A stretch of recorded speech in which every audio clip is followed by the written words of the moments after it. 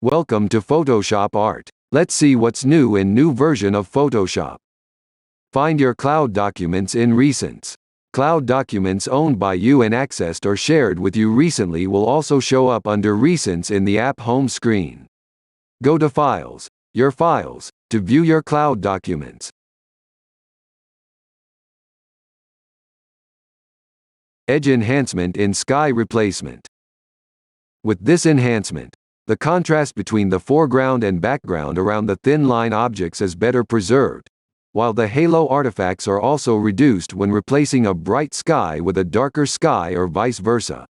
To control the lighting adjustments applied to the object edges in your sky images, simply use the new edge lighting slider in the sky replacement dialog. Larger values provide higher contrast while reducing more halos along the edges. You can see a new layer group called the Edge Lighting Group is added to the layer stack of the sky replacement result. All the rest of the layers remains the same. Multithreaded and GPU compositing.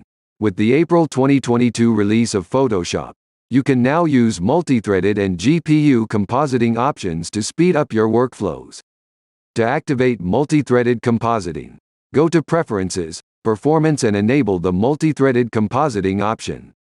You don't need to restart Photoshop for this change to take effect.